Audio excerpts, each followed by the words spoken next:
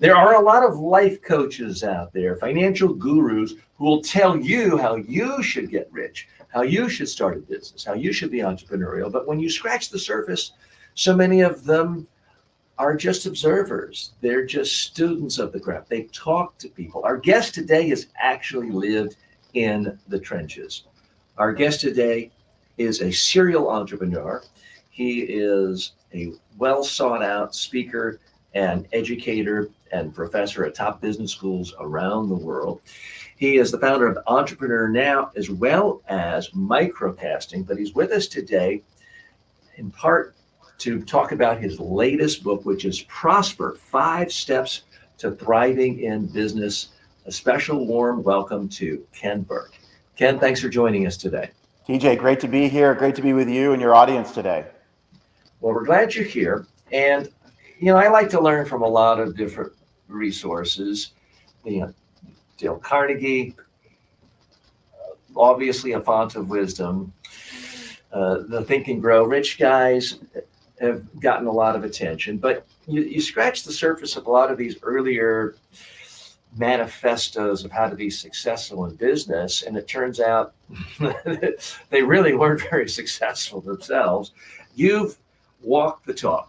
You founded MarketLive and created something that sold billions, that's with a B, billions of product, which, we live in an age where everyone talks about, oh yeah, Mark Zuckerberg this and Steve Jobs that.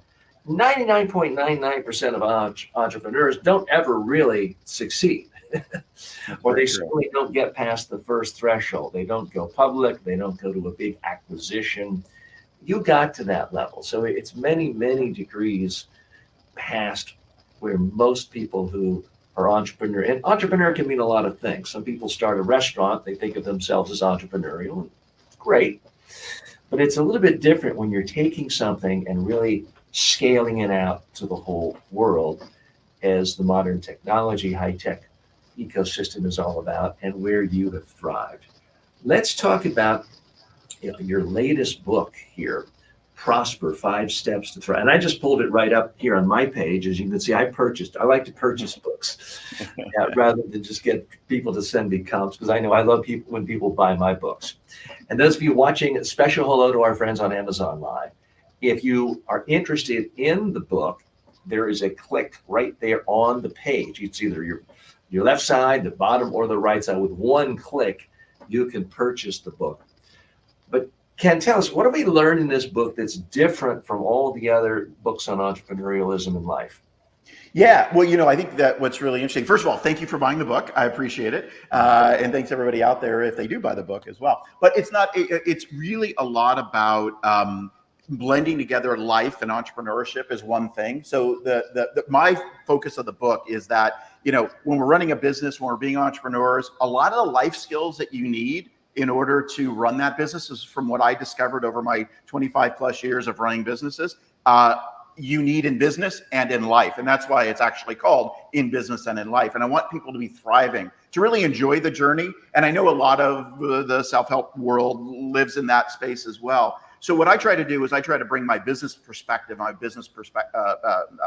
acumen on the area of life and life management. It really breaks down into a number of different areas. But first of all, you gotta really accept yourself. And that, I start off the book with that, which might seem a little bit odd from a business perspective. But if you're messed up internally and you're continually questioning yourself as an entrepreneur, and you're fighting with yourself constantly, you don't like yourself, you don't love yourself, but you're still trying to be an entrepreneur, it's going to be really hard to succeed. That's what I found. So that's kind of number one. I also talk about managing your ego, and that's a very self-helpy type concept, but I talk about it in perspective of business, because the ego puts up these amazing roadblocks that stop you from your actual success. And I want to blow through all those roadblocks. So I talk a lot about the roadblocks and how to blow through them. Then I go into getting clarity. And I was just on the phone last night, with an entrepreneur who had actually read my book and talked about the thing that stood out most for him, which was the clarity chapter. And he's incredibly defocused. And so one of the things I always teach entrepreneurs is to stay focused, to stay grounded, and focus on one thing and be successful. I call it master and move on. So you want to master something and then you want to move on. What we as entrepreneurs want to do is we tend to be hyperactive. like I am a bit. We tend to be a little ADHD, and instead of doing that, we need to bring all that energy into one thing first. Instead of saying, well, I'm going to do this and I can go serve this and then I can go over here and do this and this. You can do a lot of things with your product or your service. Choose one thing and do it really, really well. So the more you focus, the more niche within a niche you are, the better off you are, right? And then I talk about something that no other book, I don't know why a lot of books don't take out. I think you nailed it, TJ. A lot of the people that write these books actually aren't living in the trenches. And so I wrote a whole section on taking action. How do you actually, a lot of people have the idea, but they can't get out of their own way. And I talk one little simple thing I tell my entrepreneurs is, action creates momentum. So by taking small, little steps to whatever you want to achieve to get started, all of a sudden the ball starts rolling. Even if you're just Googling competitors, or let's say you want a chocolate business and you start making chocolate in your kitchen, little, chocolate bars and chocolate candies and things like that. I only use that example because I want to start a chocolate business and my chocolate book is right underneath my computer right here. So I'm like, oh, that's a great, because my love is making people happy. And chocolate makes people happy. So how do you take action to do that? Well, it might just be starting the beginning of the process to get you motivated. That action creates momentum. But I talk a lot about how to break down fear as well, because what stops entrepreneurs is fear. We're constantly questioning ourselves. And then the final section of this book is on gratitude and giving gratitude, because the most powerful expression of success is that gratitude that you can give. And I bring it all back around. And another thing, as I was researching the book and reading tons of books and taking tons of notes just to inspire myself over 10 or 12 years of writing this book, which is how long it took me to write the book, I found that there were very few books on gratitude as well. And so I incorporated all of these things into this idea. And I believe that as a successful entrepreneur, I'll just end with this, is saying that it's all about the 3 Ps: passion, perseverance, and now forgetting the 3 Ps. Hold on.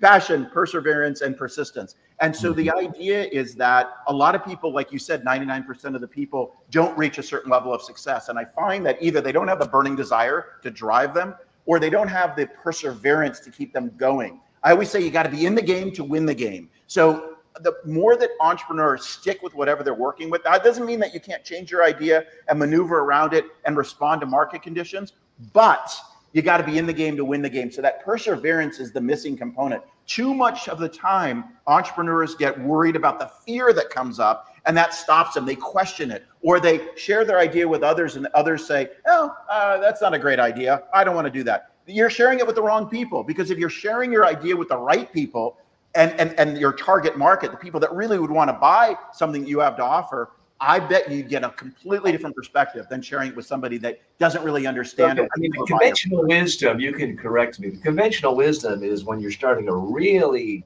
great idea for a business, if you don't have people tell you you're crazy, you're probably not in fresh enough territory. I mean, that's very true. Example, of course, Airbnb.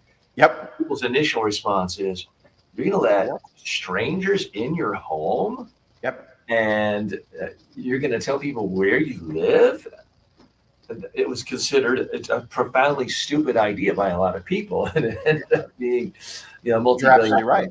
And when they hit that, they broke the mold, and all of a sudden they proved that it was safe and that it was doable. And then more and more people, that action created that momentum to create what they created. Airbnb, everybody thinks it's an overnight success. It was not an overnight success, as you just pointed out. It had years before. And that's one of the things that stops people is I talk to younger entrepreneurs at schools like Columbia University. And I find that, and others, Northeastern, I teach at as well, or I guest lecture at. And I find sometimes when I'm talking to the younger folks, in their early 20s, that they expect things to be a success in 2 or 3 years. And unfortunately, you're not going to be a unicorn in 2 or 3 years. It's not how it works, right? It took Airbnb about 15 years before they achieved that status of really success. I mean, the classic advice you hear from venture capitalists is it takes a good 10 years to go from concept to some kind of meaningful exit. And that's when everything goes well. You nailed it. That's exactly what they live in a culture where people, I want to become a crypto billionaire overnight. I want to do options trading. It's easy. I see all my friends are getting rich. And it's really not that much fun to work every day for 10 years and maybe have no positive feedback for years. Oh, and But you and really you're love that thing. and you're working, and I'm doing it right now with my latest business, but you're working literally day and night, 12, 13, 14 hours a day, 7 days a week. And you do question. I question as well. Why am I doing this? Why am I doing this? And it's not for the money, it's for the passion of creation and growth. For me anyway, it's about growing something from nothing, taking an idea that didn't exist, and all of a sudden you go from no customers to 100 customers, and you're like, wow, this is really cool. You go from one server. I remember when I first started my e-commerce business, went from one server. We had thousands of servers by the time I saved it, 10 times, 100 times more powerful than we did when we started. So it's that expression of success. When you have one store and all of a sudden you have 1,000 stores or 100 stores, you see that motivation. That motivates you to keep going as well. Mm-hmm. Okay, and apologies, I'm getting a note from our producer. So Ben, is there anything else we can do to get on Amazon? We've somehow had a problem with our Amazon feed, but we are today live on Facebook. Oh, great. LinkedIn, Ken's LinkedIn, on Twitter, on Twitch, on YouTube, and a handful of other places. Ben, is there anything else we could do to get on Amazon, or is it just a lost possibility for today? No, there's nothing we can do for now except we end the session and start over again. So the error response is from the link created for the session. Okay. Well, we may try to do that after this. We'll continue to proceed, but thanks, Ben. Thanks for that update. And speaking of the book, though, the person's name I forgot until just now, Napoleon Hill. Now, Napoleon Hill wrote Think and Grow Rich. He wrote a gazillion books that are seen as Bibles to a lot of entrepreneurs. Still to this day. Yeah. And I've read his books, and there is good advice.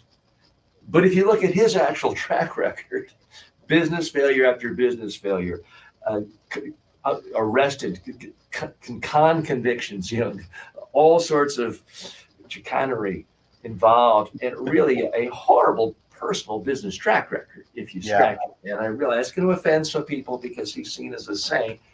You've actually lived through success. What's an example of the sort of insight you're able to deliver in your book that you only got because of being in the trenches there every day for a decade or more? Because you could be a smart 23-year-old writing a book and put in, you've got to be persistent and you have to think long term. What are some granular things that really seeped into your book because of your experiences?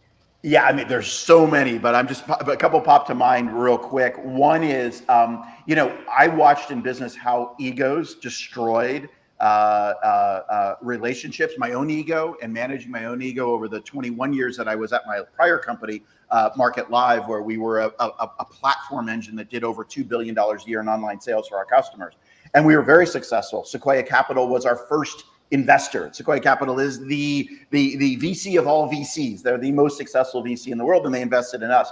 And your ego gets a little bit ahead of you sometimes. I would say that managing your ego through the process is not something you would ever know until you've gone and gotten beaten up a little bit, lost some customers, maybe gotten thrown out as CEO, which I did, and then I came back again, which I did. Reminiscent of Steve Jobs, company was going great. Somebody at Sequoia said, you know what, or, the board, this guy, hasn't seen the movie yet. He's a little young. We're going to go ahead and swap him out. And at that time they could do that. And then the company crashed. And then I came back a couple years later and we had to revive the company, brought it back, and then we had a successful exit on it. But that's a really, really hard thing to learn, because what happens is, as an entrepreneur, your company is a bit of your baby. You get very attached to it. And everything that happens emotionally to that company, you win a customer, you feel elated. You lose a customer, you feel devastated. Something doesn't work right, you're devastated again. You need to separate, or what we call detaching from that. So you can still have all that emotion that goes along with the passion that drives your business forward. But it's almost like an addiction. If you're so involved in the business in every sway, which way, you'll lose your center point. And you would not know that unless you actually live through that experience. And by becoming somewhat detached, I don't mean apathetic to the business, just emotionally detached, and then look at it a little bit from the outside. You don't have to go on the roller coaster ride of every up and every down. you'll be able to enjoy it a lot more and enjoy the journey a lot more. That's just one small piece of advice, but I've got a ton of examples there. Mm-hmm. Our special guest today is Ken Burke. He's a serial entrepreneur, respected professor and lecturer at top business schools around the world, including Columbia Business School. He is also the founder of Microcasting, sort of his latest venture. And Ken and I first connected through EntrepreneurNOW, and we've formed partnerships with my online courses, his online courses with distribution. So he's been a pioneer in the online learning movement. Tell us about Microcasting and what unique part of the market it's trying to address.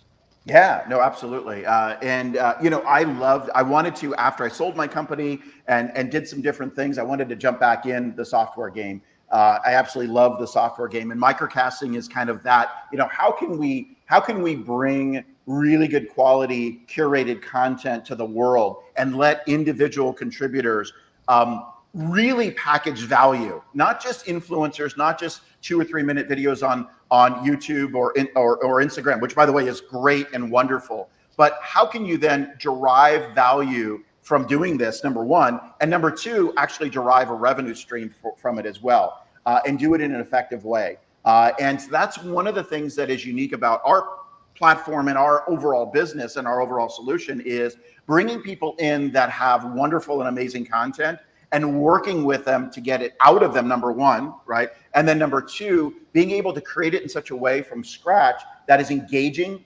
that hooks people into the process, and having all the tools to actually create a business around it. So that's one of the things. That's what we do for smaller, I would say small to medium-sized businesses. And then we have a part of the business that engages enterprises to do the same thing. So that enterprises can use learning and education and knowledge and AI all as a means of getting new business and keeping the business that they have. So that's how we work. That's what our platform is called, Microcasting. And really what it is microcasting, right? So how specifically do you help people make money? Because I'm an old warrior in the online learning world. I started in 1998 with my first online course, way too early, lost hundreds of thousands of dollars for years. It was really about 15 years into the game. I spread a lot of bets, made a lot of courses, and put my courses on 100 platforms, including my own. 99 of them 95 of them made no money. Right.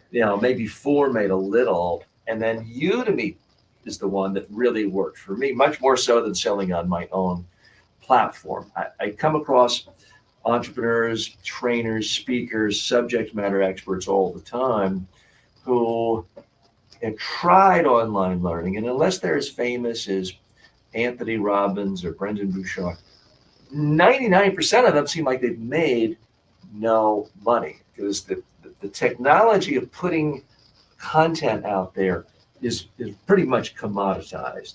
The ability to market and put it all together really isn't. Now, you mentioned curation. One of the raps against Udemy is, there's a lot of crappy courses out there. Well, it's true. They have 100,000 courses. But if you were to type in, say, Python, you want to learn how to do Python, you'll see maybe a couple of thousand courses. But if you see the number one ranked course has a 4.8 rating and has 100,000 students and 10,000 great reviews, it's a pretty safe bet, especially considering how inexpensive it is. How do your clients deal with this Udemy essentially being like the Amazon, what Amazon did to online booksellers? Right, absolutely. Well, yeah, I'm not a big fan of Udemy, which I think for a lot of reasons, and that's one of the reasons. While there is this massive database of content, there are some good courses and there are a lot of bad courses out there as well, and that's left up to the individual to go figure out. However, you're right; they have a rating system, and you pick one of the better ones. That's fine. I don't even actually see Udemy on my radar, and I don't actually see it on our customers' radar as well. Our customers already have pre-existing businesses. That's number one, and they integrate the e-learning and customer communication. So it's not just about e-learning itself as a raw, I'm going to go sell a course to somebody that I don't know. That's a potential business, but that's a hard one to do, right? So the special part about, I think, what we do is we integrate it into their actual business and have it be an extension of their business. So it's not necessarily their primary driver of revenue. It is a secondary driver of revenue that then supports the overall business that they already have. That is actually where we're seeing success. Number one. Number two, it's not just the on-demand world, which is the world that you talked about just a moment ago with Udemy. It's the on-demand world integrated with the live world. I know you tried that as well. And we're kind of educating right here. I consider this content for education. Whether you're monetizing this in ads or whether you're not you specifically, but you're monetizing. I hope it's educational. No offense to you, but we're not as entertaining as Seinfeld. It's not quite as funny. Right. Well, you're pretty entertaining, TJ. Come on, I've been around you for a while. You're pretty entertaining. But it's that engagement, right? What we're doing right here in terms, I call this the interview method, and I help some of our customers structure these into courses. But it's always, anything that we do with our customers is always integrated with their existing business. So if they're just solopreneurs that say, I've got 5 courses and I want to put up, yeah, we probably might be able to help you, but that's not our core business. Our core business is helping integrate it in such a way that it's tightly integrated and that you're part of the overall equation. So we very much believe that that live component, or that component where you're working either one-on-one or in group sessions or doing some live sessions within the on-demand training. I think if it's just, I built a course and I want to put it up, that's going to be a hard road to hoe, as they say out there. And it's purely on demand and it's purely through distribution channels. And we both know that business very well. That's not the business we're in. The business that we're in is highly curated, integrated into your business, and controlling the customer experience. And again, we're not just coaches and consultants. We actually work with small, medium, and large-sized businesses as well. And it's that integration into the business to get people stimulated so they understand and can work with your existing products or services, and they integrate the two together. That's our claim to fame. And I will say one last thing real quick, is that Udemy, with all the things that are going on in the world, all of them are reducing their revenue structures. They're reducing their commission structures. And so if anybody wants to make money in this world going forward, it's not going out to the Udemys of the world, because you're not going to be able to get established, number one, and they want more of the pie. So if you have any shot at it, you're going to need to market yourself as a personal brand. You're absolutely right if you're an individual, or you're going to have to market yourself like a business because you are a business. That's what we do. I mean, everything you say resonates with me. I mean, I've had a lot of good luck with Udemy, and I think anyone can if they get in a time machine and go back 10 years. Exactly. Yep. That's unfortunately what it takes. There's a lot of incumbency that really benefits, and that helps me a lot of times. But there's so much clutter. I think it's almost impossible unless if you were a 21-year-old and you were really, really good at learning faster than anyone else, the absolute latest new software and AI and everything else, and you could be first to market and just be churning out courses. Yeah, I think Udemy could be a part of what you do, but for anyone else, I think it's a mature marketplace. Let's talk about this integration a minute, because let's be specific. I mean, I integrate my courses in that if a great Fortune 500 company contacts me about possibly hiring me for weeks of training, I might sweeten the proposal or the first conversation, say, hey, here's access to my course. It's normally $1,000 for my high-end one. You can have it for free. It gives them a taste of me and lets them experience me without it costing any of my time or money. And if that increases the odds of them hiring me at a high daily rate or a speaker fee, then that benefits me. So that's one part of it. There is the part of if someone hires me for traditional in-person training or live training on Zoom, I can say, your homework is you get access to all these courses. So that sweetens the pot. I can also say, all right, my fee is X, and you may say that's 25% more than competitors, but I'm going to give you access to the world's largest media training online course that all of your people will have for the next year. No extra cost for that. So it helps them justify higher fees. So there's a lot of ways I'm integrating it, but I'm sure you have clients who are doing things better than I am. How are you helping them integrate their online content, their online course content with their rest of the business? Because ultimately, if you're a creator, a small business person, what you're looking for is at the end of the year, did I get to keep 1 or 2 or 3 million for myself? You don't really care about being able to say I have 10 million course sales, Right. and X Not at all. margins. You want the most that you keep for your business for profit. How do you help them do that? Well, I think you just summarized a lot of the things that actually are the success criteria for the customers that we have, where they're either using what we call the hybrid model, where they're integrating, I wouldn't even say necessarily they're giving it away for free. I would say that they're integrating it within their business structure and selling it as an overall solution. And it could be perceived as, hey, I'm just going to give you my library here for the consulting that I'm going to do. Okay. Or what it is it becomes a star player in the role, which is you're going to have on-demand training and you're going to have live training for me. So instead of me doing 100% of the training, let me give you an example. I have a customer in the area of leadership. I call them the leadership ladies. They are amazing, right? So what they do is they have a 5-course program along with a 5-session live session program. And what they do is they teach middle managers. So they go into the executives and they teach the executives leadership skills. And then the executives say, well, what about all my middle managers, as an example? So they use this program, which costs a couple $1,000s a person, which has both the online component, it has the live component, to be able to teach then middle managers what they're teaching the executives, but they can't do one-on-one or in small group session with the executives, because that's like $10,000, right? So they've lowered the price and then widened the target market. That's their use case. I've got a bunch of customers that are doing compliance-oriented things. So they're working with the states and federal governments and other things. Those are actually, I have to say, I'm just going to put in a plug for it, amazing, because anything that you can do with regards to certification, so you master a particular topic area, and then you go and because it's mandated by the state or it's required by an association or what have you, these are all of a sudden programs that people have to learn, have to get a certificate for. I have to say, I have a little niche in that area where people have just discovered these areas that are required. So that's just one little aside as well. Mm-hmm. So there is a lot of ways in which to do this, but you have to also look at it as a business. See, what I think what the challenge is that people say, hey, I want to build courses and I just want to put them out there and they're just going to sell. That doesn't work. If you actually look at it as a business and say, I'm integrating this into my business, this is a component of my overall business, and possibly I'm using the education to actually sell my products or services more effectively, depending on what you're trying to sell, which could be your consulting services, your coaching services, or what have you. Then all of a sudden, this becomes a real thing that you have to do as part of it. We call it content marketing to a certain degree. So using this content and pushing it out there, it could be that you're giving away for free, but it's still wildly important to your overall success. And that's a whole different topic area. Our special guest today is Ken Burke. He is a serial entrepreneur, and unlike me, he's a successful entrepreneur. You are too.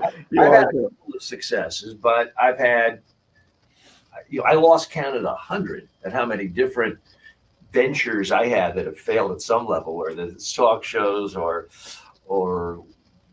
websites and things like that. So I've had, you scratch any entrepreneur, you're going to find failures typically. So you've had a number of successes. Your current focus is microcasting. We're going to provide a link to that in the show notes. And that would be on our audio podcast or video podcast. And I see we've had a couple of people stop by. Let's see. Junid says hello, and Juan says hello. Thanks for joining us. Juan, the topic today is entrepreneurialism. We have Ken Burke, who is an author and an expert and a serial entrepreneur. He's telling us about microcasting. Tell us who your ideal prospect is and what you typically cover with them in the first conversation you have when you're meeting with them. Yeah, so our ideal prospect is somebody that has a business already, that has an established business. It can be a small business as well.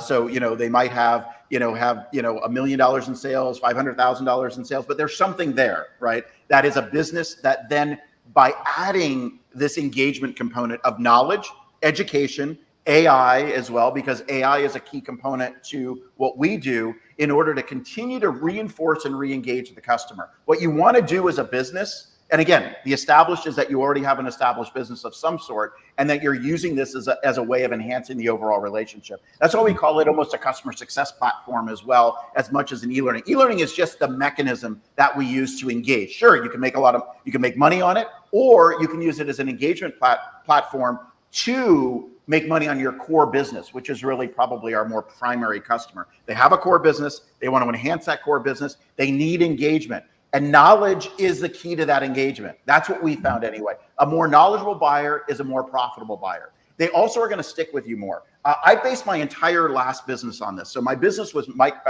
last business was MarketLive. It was, like we mentioned earlier, Sequoia backed, $2 billion a year in online sales from our customers. Our customers were Disney, Warner Brothers, Armani, Party City, all these major retailers across the US, mainly US based. And we used thought leadership, knowledge, education to continue to engage our customers. And I will tell you this, we had customers for 8, 10, 12, 15, 20 years in an industry where people would jump platforms every 3 or 4 years, e-commerce platform. And again, I started in 1995 when e-commerce had just started. And I rode that wave all the way through 2015 when I sold the company to Vista Equity Partners for a lot of money, which was my successful exit. That's great. But it didn't even mean anything to me. What meant something to me, we grew something from nothing to something. And that was what was motivating. That's what I want all of your listeners to do by kind of using whether myself or others as examples and mentors to that growth. And by doing that, I think that what we did in that business was the reason we hung on to our customers so much was because we continually educated them. We continually gave them new knowledge and information and made it easier and easier for them to grow their business through our knowledge.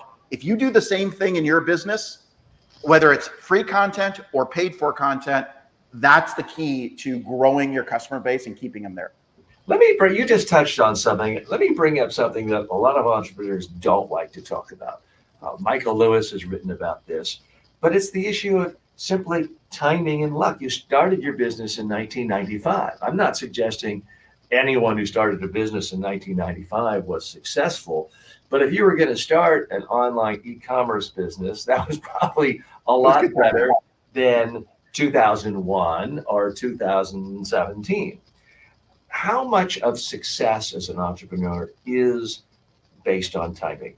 That's a great question. So I think that the timing is when I talk about trends to my entrepreneurs and teach them about trends and how kind of that upswing in trends. Right now we're in the AI trend, and nobody knows exactly what AI is yet and what it's going to be. Even the experts don't know really truly what it's going to manifest itself into. So there's a lot of wild west.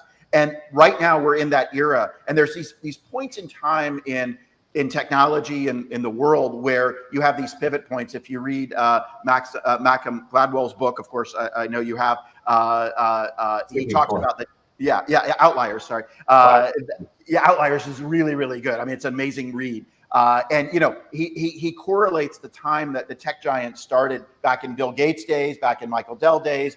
You could do the exact same thing with Zuckerberg and the social media craze. And now we're in it again. We're in the AI craze right now. And I see it because I'm actually in the Silicon Valley. I'm in the San Francisco Bay Area, and it is a craze right now. It's the wild west, and people are trying to figure it out. Now, my luck was I started in 95 and I dove right into e-commerce. E-commerce was really just very nascent. It wasn't really a big deal. And we just became kind of the leader. I mean, I didn't get funded for the first 11 years of the business. I kind of bumbled around, and back in the day, you could start a business without funding. Today, it's a little bit harder to do. And I kind of bumbled around, and I just sold and got customers. And all of a sudden, we had a bunch of customers, and people were looking at us as a really cool company. And we were one of the survivors of some of the dot bombs and some of the craters over 2001, 2008, and beyond. So because we learned how to run a business, we had good customers that paid us.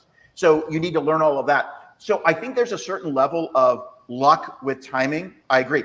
But I will also say, I think that you can build a business out of almost anything. There are certain businesses that I probably wouldn't go into right now. I'll give you an example. I don't know that I would become a writer today or a tech writer. AI has just displaced that, and it displaced it about a year and a half ago. I'm not saying that the skill of writing is gone, and all these book authors are going what, but a lot of it is. That's not going to be a job that's going to pay a lot of money. There are not going to be a lot of jobs left in that. Or it's so hard. It's so hard to be better than AI. I mean, just this morning, my daughter has a vocabulary test.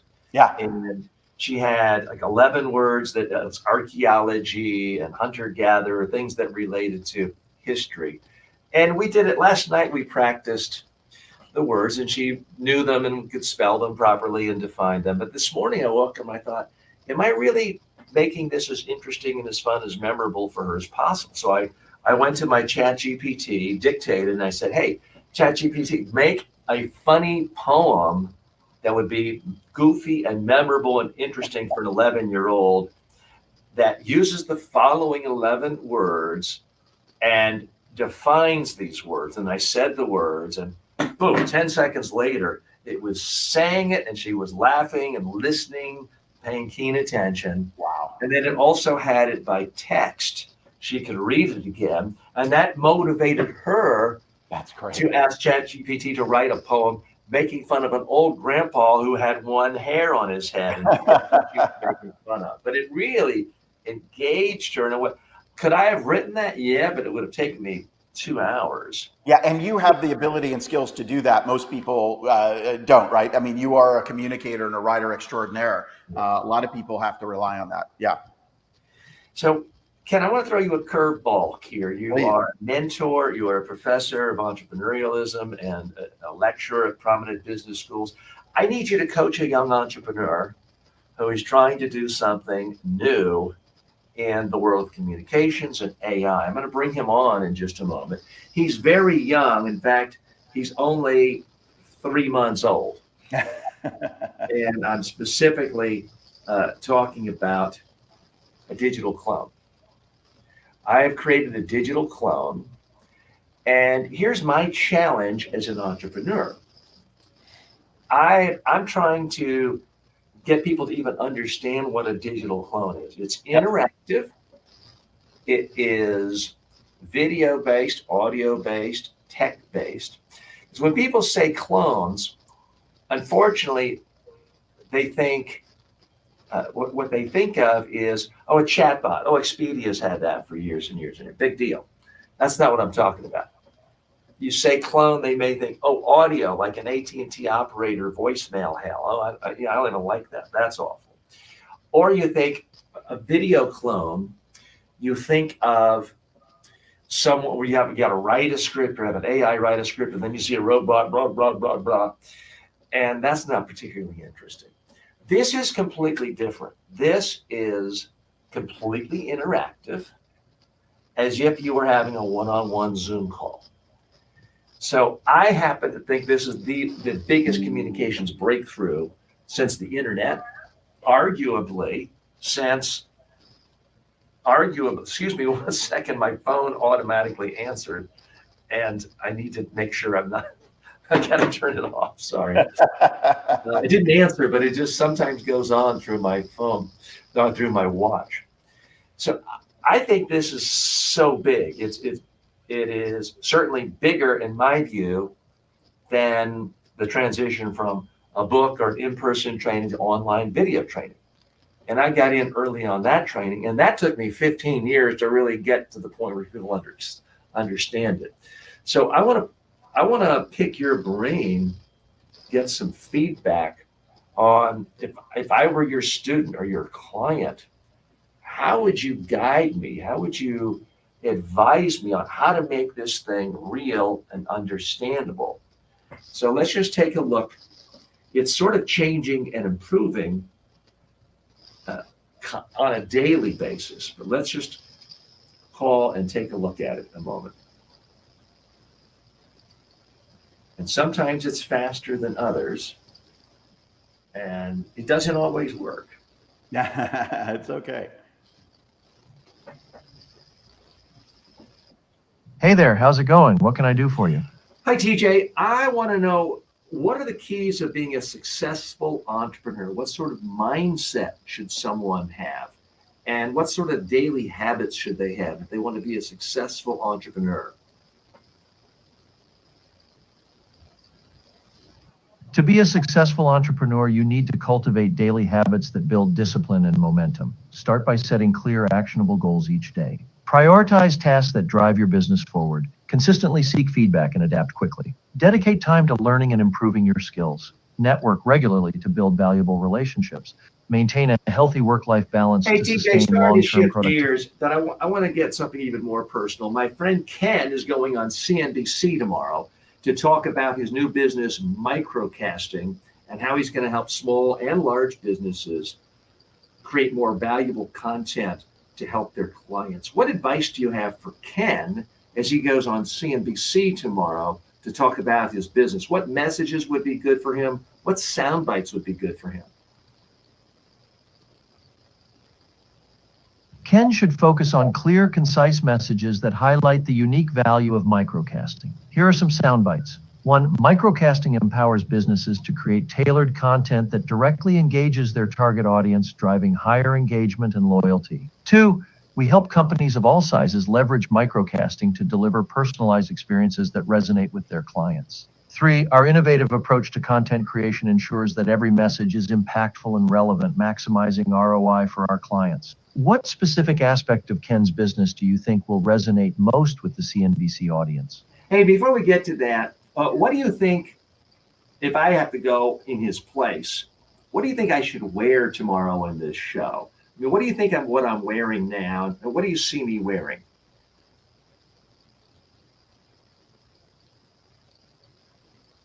You're wearing a suit, which is a solid choice for a professional setting. However, make sure the suit fits well and is paired with a crisp shirt and tie. For CNBC, stick to classic neutral colors like navy or charcoal.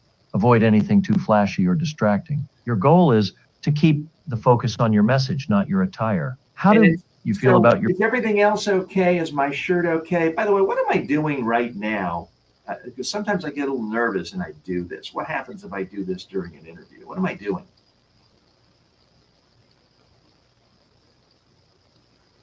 If you're getting nervous and start fidgeting or making repetitive gestures, it can distract your audience and undermine your message. Practice staying still and using... What am I actually doing now? I just want to see if you can see me. You're pointing to your face, specifically under your eye. If this is a nervous habit, it's TJ, important to be aware. Hold that thought a minute. I need you to be quiet until I specifically reference you by name. So Ken, I need... Whoops, let's bring Ken back in. So Ken, I need some feedback from you on how this guy can become meaningful to people. Because right now people are coming in, they say, oh, that's cool, but nobody really quite knows what to do with it. I think of it as something that is really taking all the power.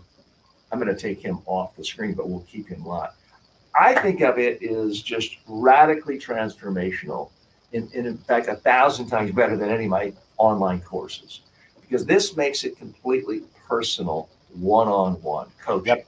That's what people have always gotten the most value from me, is if I could spend a full day with them, whether it's in person or live on Zoom.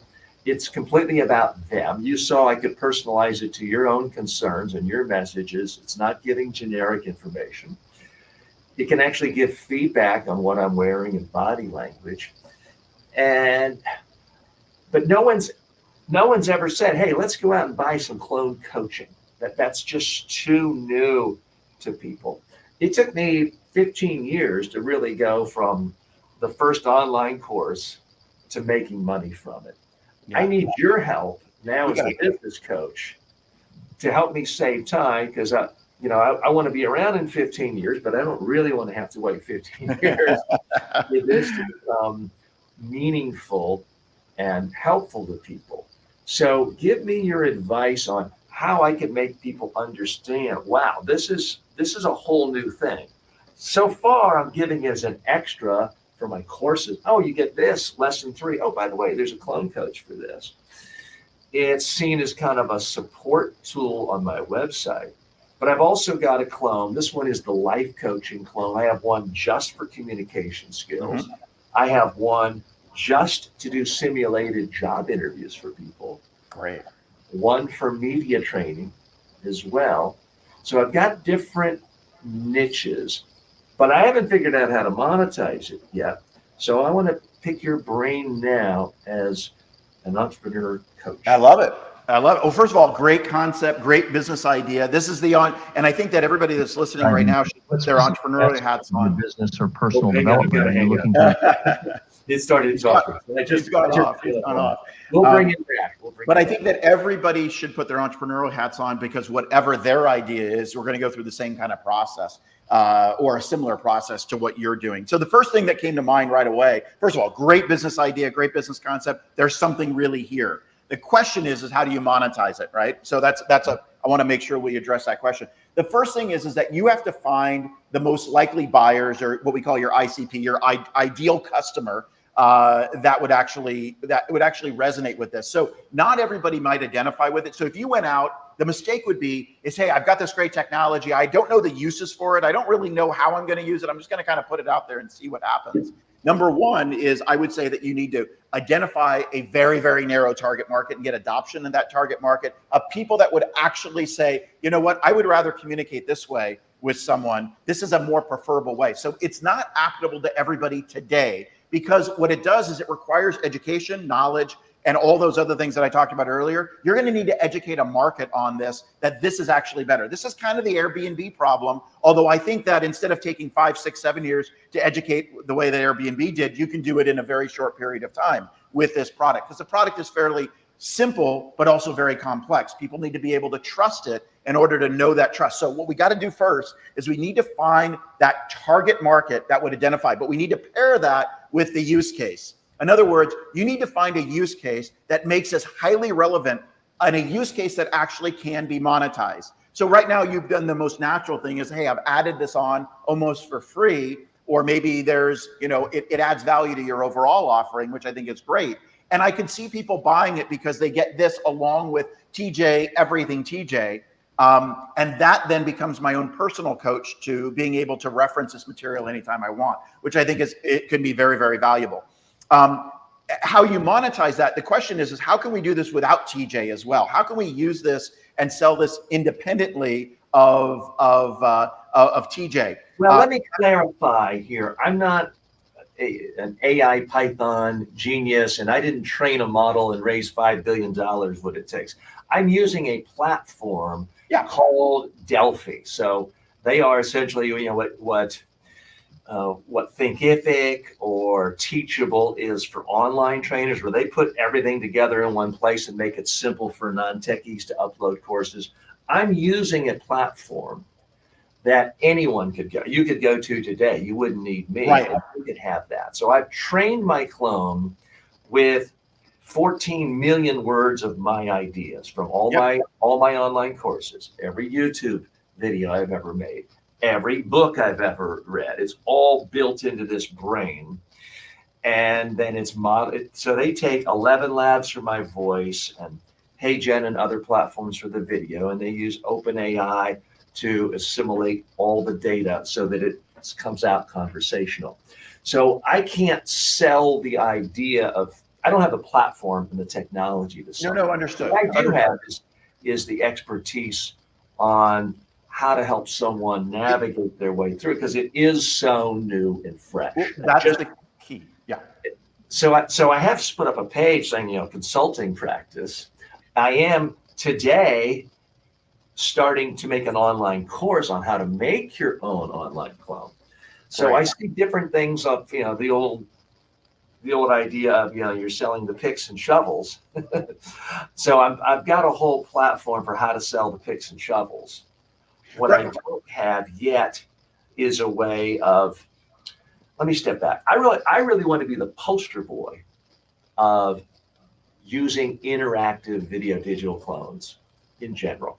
I also want people to really use my specific clone to help them in 2 areas: help their communication skills, but also personal development skills, and to really use it as an ongoing coach. If you're interested in golfing, if you can have Tiger Woods with you an hour a day on the links anytime you want, you'd probably like that. I'm not a golfer. He's maybe not the best coach, but if you could have him, instead of paying, he would want $20 million a month if he were to do that for you. If you could have him giving all the same advice for $20 a month, well, that would be instantly attractive. You could instantly probably find, 1 million golfers in the United States who would pay for that. Well, you just hit on the actual use case. So first of all, I did understand that you didn't build the technology from scratch necessarily. You're using an assembly of technology, including OpenAI. It's been bundled through this organization, which totally makes sense.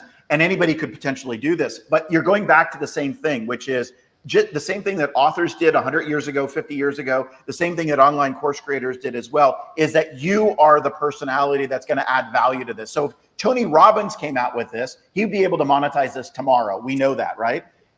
So the same things that you need to do in order to raise your profile, and as you're doing right now, and in order to increase your platform, to be able to utilize this, because it's the TJ Walker digital clone versus the Ken Burke digital clone, who knows nothing, but the TJ Walker clone knows a lot. And basically what you're doing is you're bringing that out. That's how you're going to monetize it. But what I want to make sure is that if you can, you've already kind of started to build the use case, because it's your area of expertise, it's your use case.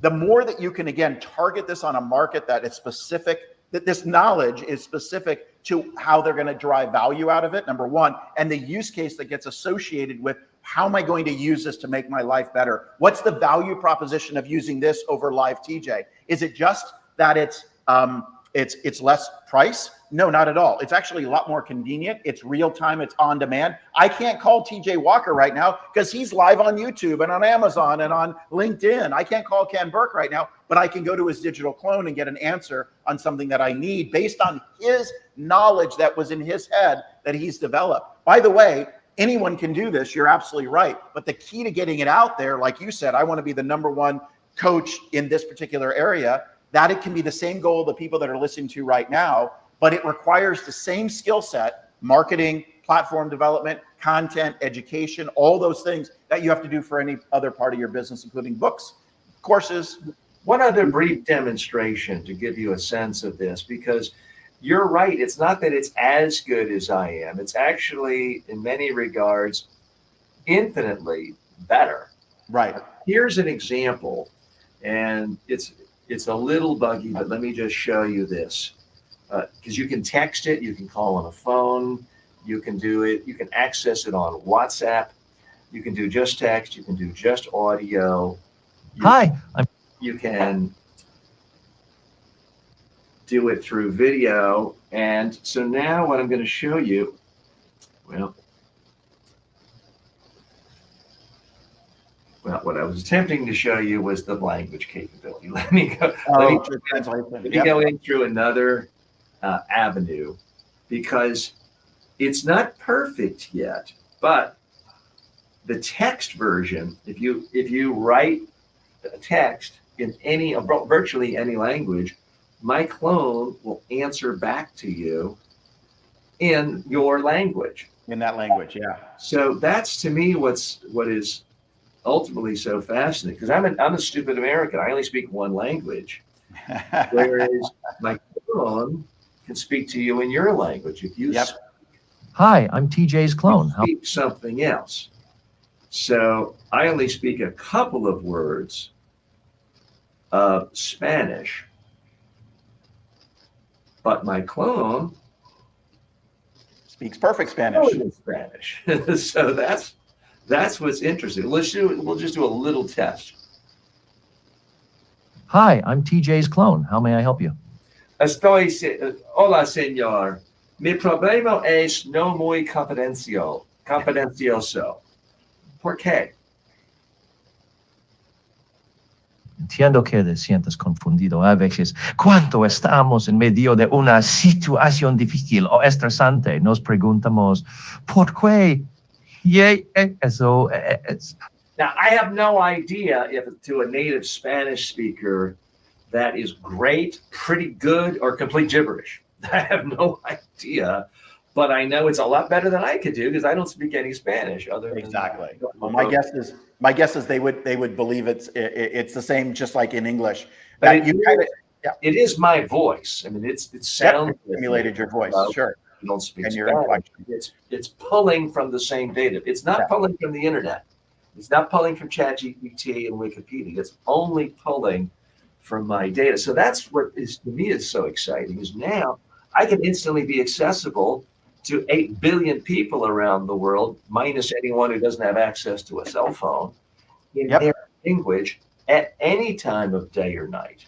It's amazing. It's absolutely amazing. Absolutely. And just so you know, we actually have this technology built into our engine as well. We don't have the video part of it, but we're doing the exact same thing. We take our customers' courses. We bundle it all together. We call it AI Q&A, and then we allow people to interact with an engine anytime they want. So this technology is becoming more and more ubiquitous. You've taken it to the next level through this Delphi company to actually make it more real, like I'm talking to somebody. And by the way, what you have today is going to become infinitely better in a year from now, and it'll become much more realistic than even it is today, and it's already really amazing, right? It's radically better than it was on Friday, which is exactly. Exactly. And you're using your knowledge base in order to train the model, essentially. And they're not, even the Delphi company isn't doing anything that special. I can tell you, because we're not doing anything that special. They've created a language model, and essentially it's a private language model that's using OpenAI's AI technology, and they're sending that data there and getting responses back based on your content as opposed to the world's content.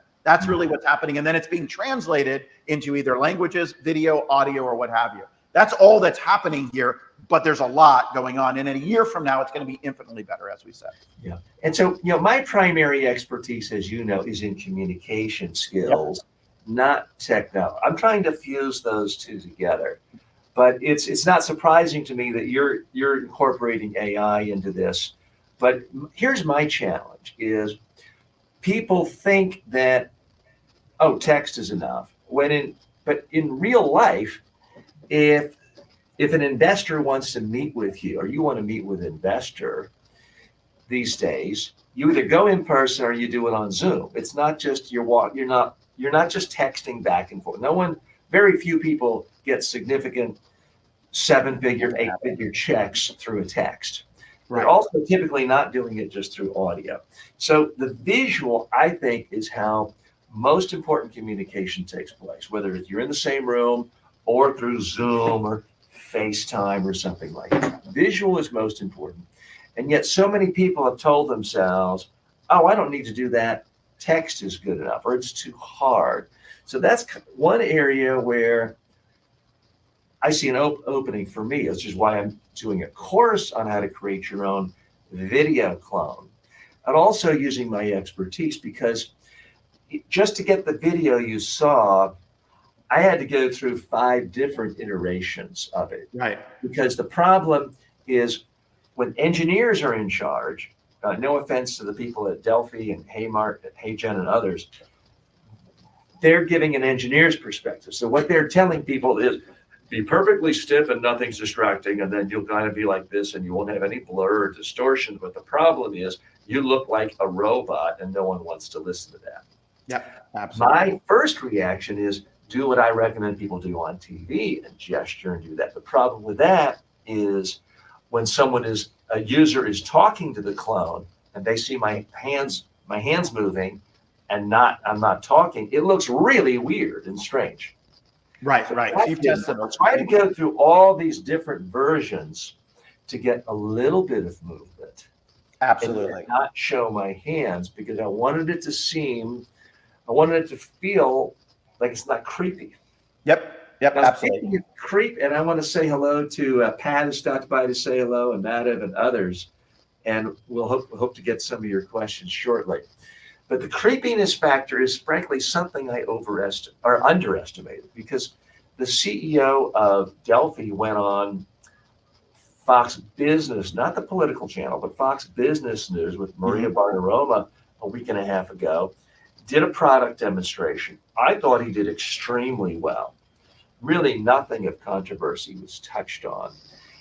And I looked, so there's a couple of interesting things. His video clip was then posted on the Fox Business News YouTube channel. So not Fox News, not foxbusinessnews.com, but just their YouTube channel. The average clip is getting about 30,000 views. His clip, again, not a celebrity, not dealing with controversy, not a well-known politician. His clip got 300,000 views in the first few days. It got 3,000 comments. Every one of them was negative. Every one of them was like, this is the worst thing in the world. This is evil. This is criminal. Anyone associated with this should be put in jail. So it does scare a lot of people. Yep. Now, I knew that there would be that at some level, because every new technology that involves a human face, a voice, does that. First time people saw movies, they jumped out of their seats because they thought the train was coming to get them. First time people heard a stereo or a phonograph, they thought it was possessed by demons. So new technology that involves anything to do with humans always scares people to death.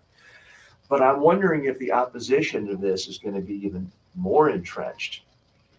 So what I think what you find with any new adoption process is that, first of all, if you're early on, just like a lot of the other very rich, very successful Silicon Valley elites were early on with their ideas, and then they just kind of rode the wave, and they were not overnight successes. So first piece of advice is that if you're looking for an overnight success, you can already tell you're getting some arrows in the back as you go through this. Perseverance, persistence, passion, those 3 P's that I talked about at the beginning, they hold true here, that you're going to continue to mold and shape this and maybe even pivot and be able to find just that niche that's going to make it work for you.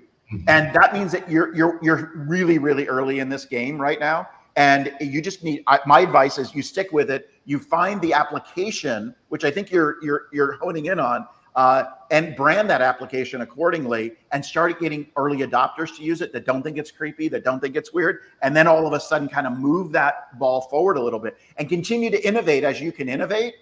Then you'll be poised and ready for when this thing is widely accepted or there's a shift in the technology. All of a sudden it's like, boom. And then it's like everybody wants it. Just like ChatGPT. ChatGPT existed, but before it actually came out in March of 2023. It was Jasper that everybody was going crazy over. They were doing the same thing, probably using the same OpenAI engine. I don't know if they were using OpenAI or another vehicle. And that was kind of part of the craze, but they were early. Now you don't hear a lot about Jasper, but they were the leaders at the time because ChatGPT has taken over and gotten so much better. And by the way, when ChatGPT first came out, it was not very good. You get limited inputs and limited exports. Now I have a subscription to ChatGPT, and it has gotten every month, just like you said earlier, it just gets better and better and better and better. So my advice to you is stick with it. Find that unique niched application for this type of technology and own that niche for this type of technology, because you're not the technology creator, you're the technology enabler. And that owning that niche and being better than any other communication or life coach because you got in so early and that you've established yourself and get those early adopters starting to promote it. That's what I would do if I were you. I'm looking for 2 main niches. One niche is people who want to improve their communication skills. They're paying, sometimes $9 on Udemy for a course with me, and I'm giving this away for free. That helps me because I get more minutes on the course. So I'm getting more, thousands of dollars more revenue already by using my phone. So that's one. But I would much rather them pay me directly just for the clone experience rather than an add-on. So that's one market where because right now people typically have 2 options. They can hire me for a day or some other, if they want really high quality training. I fly to them, they fly to me, or we do it through Zoom. And that's at least $10,000 a day. And that automatically eliminates 99.9% of the world. But when they do that, they get high level, really personal, one-on-one coaching or small group. They get recorded on camera a dozen times. They leave being great. 100% satisfaction. So that's one model. The second model is they take an online course. I happen to think my online courses are the best in the world. The problem is nobody does the work. Nobody does the extensive dozen times of recording and getting instantaneous feedback. So they don't really benefit. They don't really get any better. Hate to say it, but it's true. Okay. So there's these 2 extremes. What excites me so much about these clones is it can really take the best of what actually works, the interaction. I mean, you just saw my clone critique what I was wearing. And it's the best of that, and yet it can be priced really, less than 99% less than what an in-person training could be, completely scalable, anytime, anywhere, any language. So in my mind, it's infinitely better than an online course. But it's taken so long to get people excited about online courses. Because it's actually missing, I think you're missing a key component, which is that having this interactive AI experience, but without the structure, they don't know where to start, where to go, where to continue. So you need to marry the 2 worlds that you need to provide me with structure because I like to be guided. I want you to be prescriptive to me on if I'm doing media training, where to start, where's the middle, where's the end, how do I go through it? And I want then the AI component to this to be able to personalize that experience. So you need to marry these two worlds. And maybe you're already doing this, but you need to marry these two worlds because just on its own, I wouldn't know what to ask it. TJ, teach me media training. And it's like, okay. And it gives me a 2 or 3 minute answer, which is exactly probably what it does. And then it doesn't teach me anything. So you're absolutely right. For the short term, I'm trying to solve that problem by marrying it to my existing courses that may have 600 video lectures in a linear way. The other way, short term, is when you go into it, you'll see common questions asked that can lead you. Right. In the near term, the company I'm working with is creating something they call a journey. So you would sign in for a journey and exactly what you're talking about. The clone would come on and sort of talk to you the way you would if you were in the same room and you'd hired me for a day. So that's one market. The other segment of the market I'm looking for is people who see the value of doing it on video and not just text and need some hand holding because most people are afraid to speak on camera. And the beauty of these clones is you only need about 4 minutes of video. Yeah. But if you look bad, you'll never push the button to publish thing to make it go live. That is true. That is true. And there's just a lot of other nuances I've learned because I've been spending 10 hours a day on this for the last 3.5 months. So I'm about to repackage that expertise in an online video course. And then I'm going to upload those courses into my clone. And then I'm going to use my clone to write a book on how to make your own digital clone. Beautiful. I love it. Clone to do the audio version of the book. So there's a lot of sort of meta things going on there.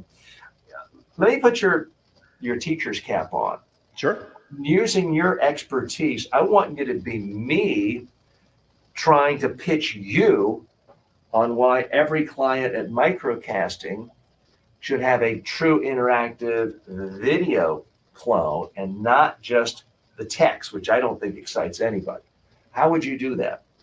Right. Sure. Well, yeah. I mean, I think that first of all, I would draw out and I will do it. I would draw out the benefits of that. So I would say something like, as I'm pitching right now, the text version of this, because we're a little bit more on the enterprise side. So when we do that, we're saying we're going to take your 10,000 documents, your 5,000 videos, we're going to build a model around it. And then we put our AI Q&A engine on it. All of a sudden, that is so new and revolutionary. It starts to displace your chatbot, which never works, your knowledge base, which never works, and even some on-demand video that never works as well, or that may not work for you. Your customers now are able to get the answers to the questions they need instantly, right? And they're going to get it, and it's going to be tailored to them exactly on demand what they're thinking. Now, what we're going to do is we're going to up-level that one level. Now, here comes my pitch. I'm actually going to then take a voice simulation of an expert within your organization.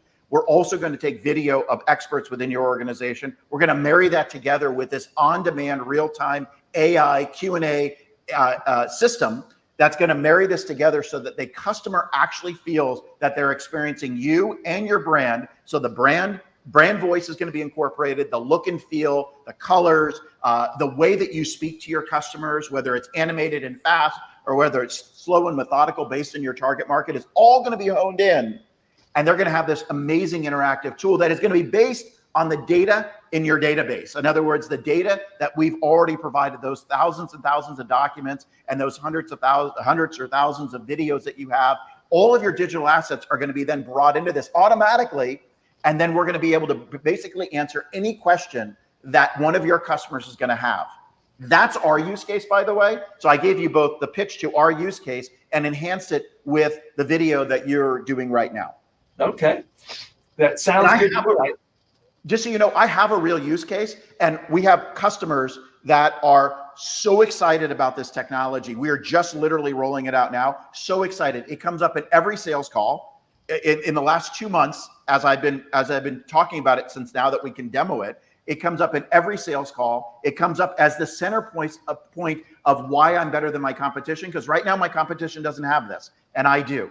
And that is the excitement around what you're talking about. It just happens that we're working on the same thing and didn't know it, or a similar thing. I don't have the video yet, but we're moving into that world very quickly. But again, I'm building the technology like your Delphi company is. So it's an asset to my company versus using a service. So that's a little bit of a difference. And maybe I switch to you. So yeah, I know, who knows? Who knows? I think you've got a good provider there. And I love the idea, by the way, of journeys, because I think that journeys starts to make this more real. And right now, the reason that you might say, I haven't quite found my market yet for it. Why isn't everybody just wanting the digital TJ?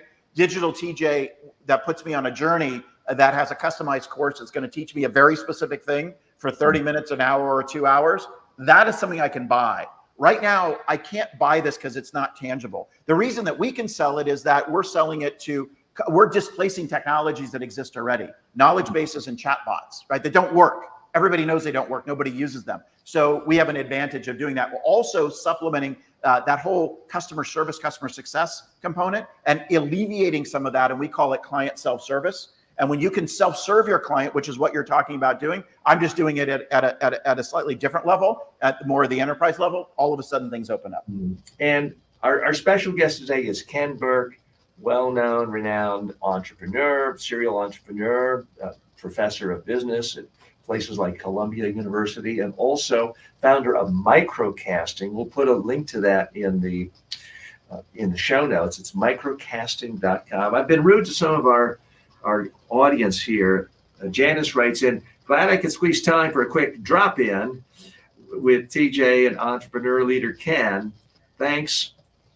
And thanks a lot for the kind words. I had a specific question from Madhav of what are the characteristics of a good startup, according to you, specifically the role of emotional intelligence in a startup. And if I could layer one on that, there's been so much talk lately that in a number of reviews of Nate Silver's new book, that a lot of Silicon Valley and venture capitalists actually want someone who seems ADHD, like a Sam Bankman-Fried, who seems like they're weird and strange because that's the sort of person they think can block out the whole world and create something new.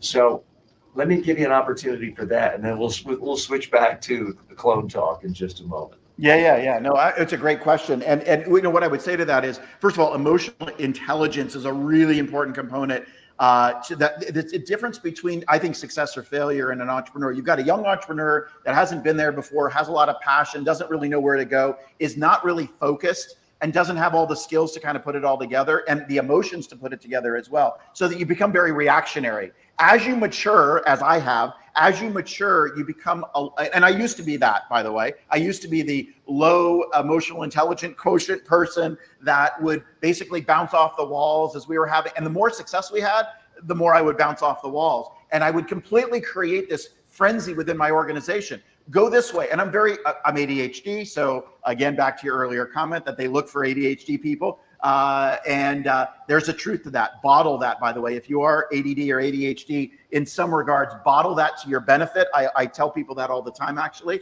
But around the emotional intelligence is that if you can start to mature yourself to start pulling away, like I said earlier, from your ego and give really, really good solid direction and leadership. The leadership skills are really the most important thing that I found anyway. And when I got really good, what ended up happening was I became a better leader because I let the people that were working in my organization do the jobs that they were expert at doing. I didn't go around trying to do everybody's job. Sure, I was the fastest brain in the room at the time. When I was in the room, as a CEO, and we had 250 employees, and I was bouncing over here and bouncing over there and usurping authority and not delegating responsibility and not doing some basic leadership things, my company was in chaos. When I pulled back from that and I started managing with my executive team and letting people do the level of expertise that they needed, I became a really good leader, and the company ran so much smoother, and I was less stressed. I could go off on vacations and other types of things.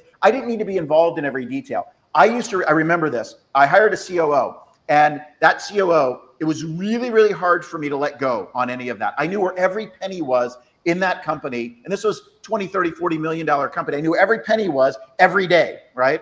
And you can't do that for so long. So what ends up happening is if you try to control the company like that, you end up limiting its growth.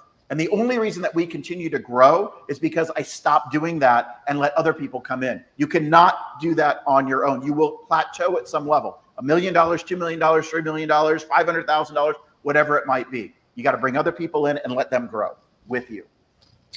Well, Ken Burke, we appreciate all the knowledge you've given to help all of us grow. We wish you growth and success in microcasting. And the website again is microcasting.com. Continued luck with your book. I want to give you the final word. It's something we do with all of our guests here. And I was negligent in not letting you do it before. That's okay. We're all about communication here. We're about actively, proudly, confidently promoting what you do. So what I like to do is give all of our guests 60 seconds to promote the number one thing they're passionate, whatever the business or book they're most passionate about, to simply promote it without waiting for the right question or the right time or the right context. So let me go ahead and give you 60 seconds now. I actually get off screen and let you pitch the audience directly. We're very much in favor of people pitching overtly here on the show. So pitch away.